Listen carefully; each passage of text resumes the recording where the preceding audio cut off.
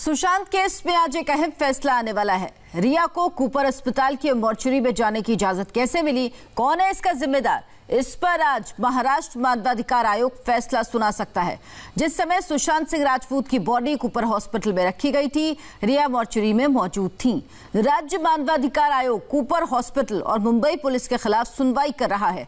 इस मामले में अब तक 3 बार सुनवाई हो चुकी है, जिसमें कूपर अस्पताल और मुंबई पुलिस दोनों ने ही इस बात से इनकार किया कि उन्होंने रिया और उनके साथ आए 4 लोगों को मॉर्चरी में डेड बॉडी को देखने या छूने की मंजूरी दी थी।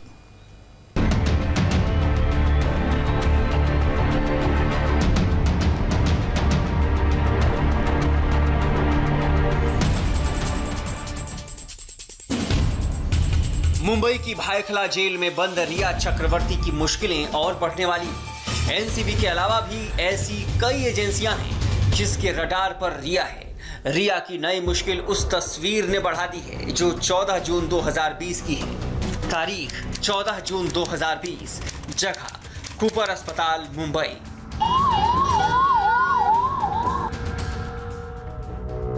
गौर से देखिए इस तस्वीर को, ये कूपर अस्पताल की तस्वीर है। 14 जून को जब सुशांत सिंह राजपूत के शव को पोस्टमार्टम के लिए कूपर अस्पताल में लाया गया था, उस वक्त मॉर्चरी में रिया चक्रवर्ती भी पहुंची थी। रिया की इस तस्वीर के सामने आने के बाद से ही लगातार सवाल उठ रहे थे। रिया की इसी तस्वीर ने बवाल मचा रखा है।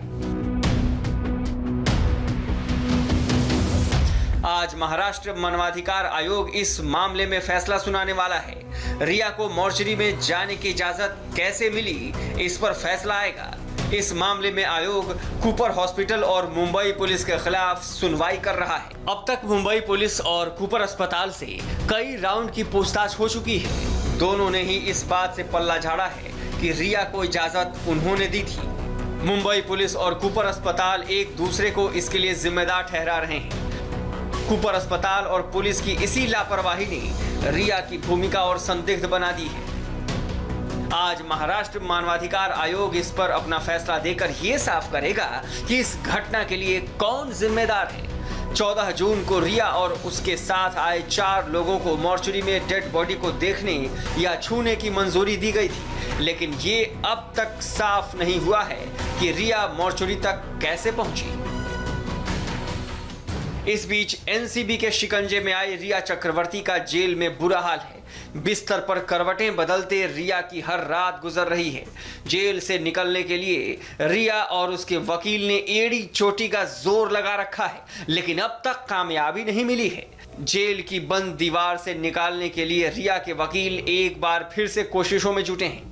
पता चला है कि रिया को जेल से निकालने के लिए आज उसके वकील बॉम्बे हाई कोर्ट में पिटीशन दे सकते हैं। अगर ऐसा होता है तो रिया की याचिका पर बॉम्बे हाई कोर्ट में सुनवाई हो सकती है। बीते शुक्रवार को निचली अदालत ने रिया की जमानत याचिका खारिज कर दी थी। एनडीपीएस की विशेष अदालत ने रिया को 8 सितंबर को 14 दिन की न्यायिक हिरासत में भेजा था। रिया और उसका भाई शौविक चक्रवर्ती दोनों की जमानत के लिए आज मुंबई हाई कोर्ट का दरवाजा खटखटाया जा सकता है। रिया की गिरफ्तारी से पहले ही शौविक को एनसीबी ने गिरफ्तार किया था। बीते शुक्रवार को ही निचली अदालत ने रिया और शौविक की जमानत याचिका को खारिज कर दिया था। मेन चीज़ हमारी 27A और 29 ये सेक्शंस थे जिसके आधार पे हमने आर्गुमेंट किया और अपोज किया। सर, अगर स्पेसिफिक दलील के बारे में बताया बहुत बेहतर है, क्योंकि आप लोगों ने कहा तो ड्रग सिंडिकेट के एक्टिव मेंबर है, पैसा दे रही थी। देखो, बाकी चीज़ अलग चीज़ है। हम लोगों ने फाइनेंसिंग और कॉन्स्पिरेसी ये 2 चीज़ पे ज़्यादा आरोप किया था और हो सकता है कि कोर्ट ने वो मान लिया हो। और रिया चक्रवर्ती की गिरफ्तारी के बाद से एनसीबी ने अपनी जांच और तेज कर दी। रिया से पूछताछ के बाद एनसीबी को कई अहम लीड मिले हैं, जिसके आधार पर एनसीबी अपनी जांच आगे बढ़ा रही है। रिया चक्रवर्ती के बहाने जिस तरह से ड्रग सिंडिकेट की कड़ियां खुल रही हैं, उससे रोज चौंकाने वाले नाम भी सामने आ रहे हैं। आज एनसीबी रिया की करीबी जया साहा और श्रुति मोदी से पूछताछ करेगी। एनसीबी ने दोनों को सुबह 10:30 बजे बुलाया है।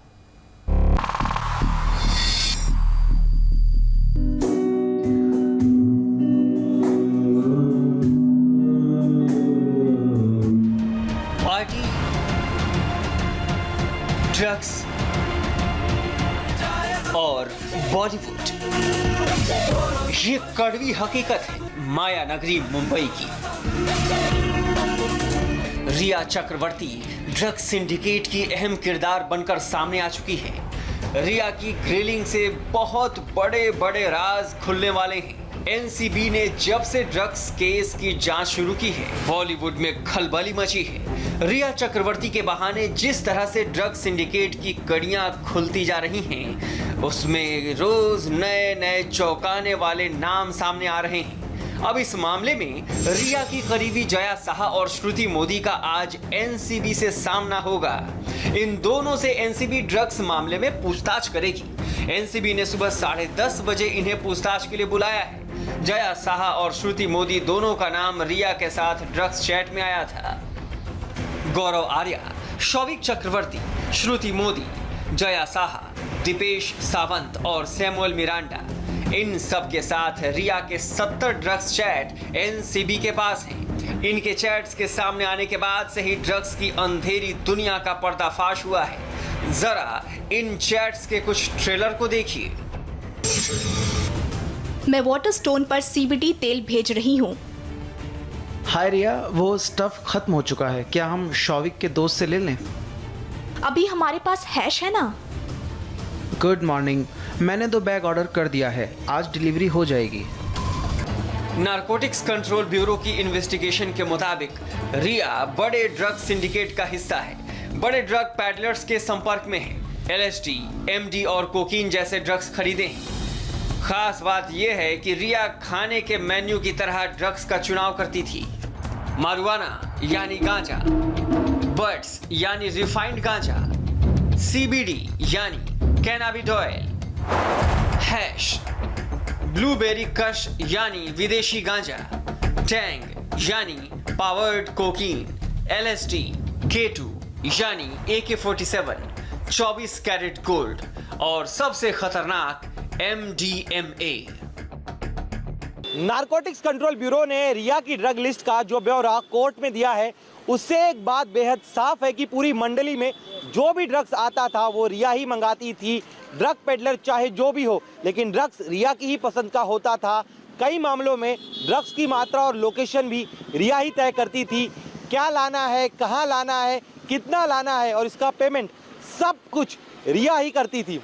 रिया के खिलाफ ऐसे तमाम सबूत मिले हैं एनसीबी को, जिसकी वजह से उस पर NDPS की धारा 27A लगाई गई, यानी जांच होने तक जमानत नहीं और दोषी पाए जाने पर 10 साल की जेल और 2 लाख रुपए तक का जुर्माना। सितंबर 2019 में रिया ने कमरजीत सिंह उर्फ KJ से वाटर स्टोन क्लब में ड्रग्स मंगवाई। सैमुअल मिरांडा के जरिए नवंबर 2019 में भी कमरजीत से यहीं पर ड्रग्स मंगाया।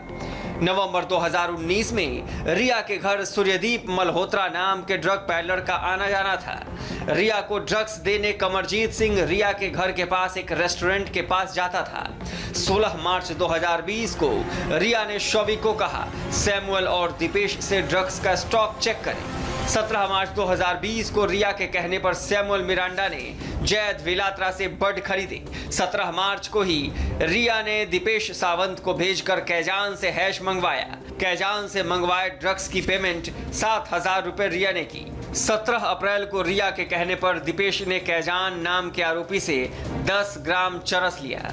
1 और 2 मई को रिया ने दीपेश को ड्वाइन नाम के पेडलर से 50 ग्राम वीड लाने भेजा। दीपेश के लिए 50 ग्राम वीड की भी पेमेंट 10,000 रुपए रिया ने ही की थी। एनसीबी के पास रिया चक्रवर्ती की जो भी ड्रग डिटेल्स हैं, उसमें जून महीने तक का पूरा लेखा जोखा है। जून के पहले हफ्ते तक, यानी सुशांत सिंह राजपूत का घर छोड़ने से पहले लॉकडाउन के वक्त भी रिया चक्रवर्ती जिस तरीके से अलग अलग ड्रग डीलर्स से, अलग अलग ड्रग पैडलर्स से ड्रग्स मंगवा रही थी, वो एनसीबी के लिए चौंकाने वाला है। खास तौर पर अपने ही छोटे भाई शौविक चक्रवर्ती का ड्रग डील्स में इस्तेमाल करना एक शॉकिंग खुलासा है। आज जब जया साहा और श्रुति मोदी से पूछताछ होगी तो उम्मीद है कुछ और नाम सामने आए। गिरफ्त में आई रिया समेत तमाम आरोपी इस केस की अहम कड़ी है। इन्हें डिकोड करके ड्रग डील्स के तमाम चेहरों तक पहुंचा जा सकता है। अभय पराशर और पारस कोठारी के साथ दिनेश मौर्य, इंडिया टीवी, मुंबई। रक्षा मंत्री राजनाथ सिंह ने कल लोकसभा से चीन को डायरेक्ट मैसेज दिया। अब आज वो राज्यसभा में अपनी बात रखेंगे और बताएंगे कि चीन ने पिछले कुछ महीनों में एलएसी पर कितनी चालबाजियां की हैं और भारतीय सेना ने उन चालबाजियों को कैसे नाकाम किया। इतना ही नहीं, अगर चीन से युद्ध हुआ तो हमारी फौज की तैयारी भी कैसी है, इस बारे में भी विस्तार से जानकारी देंगे राजनाथ सिंह।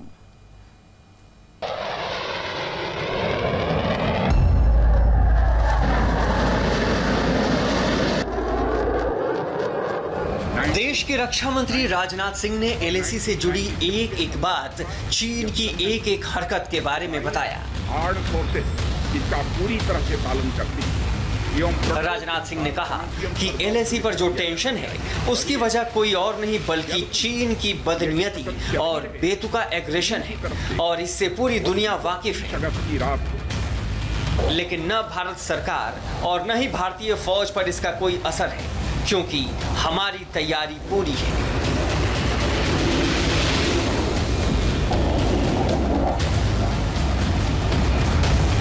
हमारे विभिन्न रक्षा मंत्री ने लोकसभा में कहा कि चीन न तो पुराने समझौते को मान रहा है, न बातचीत में हुई सहमति पर टिक रहा है और न ही एलएसी को लेकर बने मैकेनिज्म को फॉलो कर रहा है।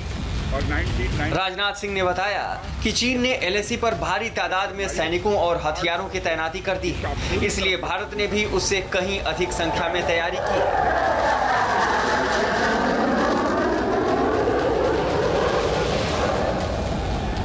राजनाथ सिंह ने लोकसभा से चीन को क्लियर मैसेज दिया कि हिंदुस्तान अमन चाहता है, लेकिन ये तभी मुमकिन है जब तक चीन हद में रहेगा।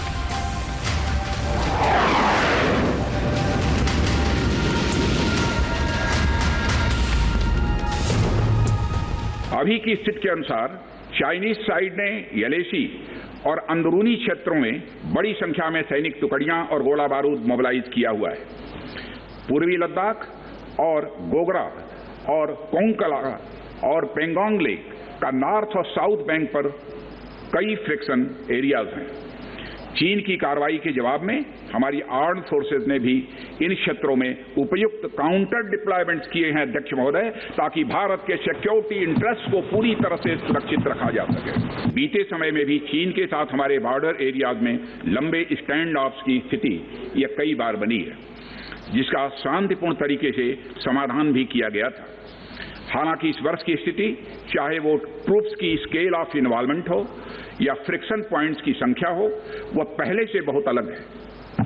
फिर भी हम मौजूदा स्थिति के शांतिपूर्ण समाधान के लिए पूरी तरह से कमिटेड हैं।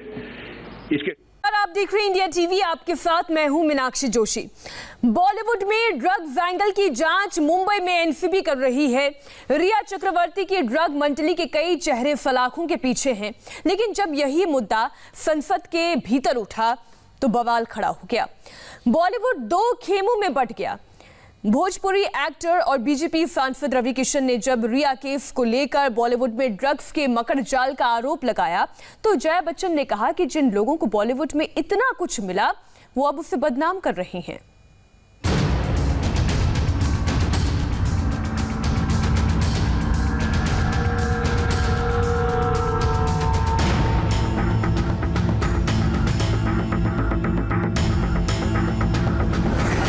की दवाइयां हमारी फिल्म इंडस्ट्री में भी इसके एडिक्शन करवा दी।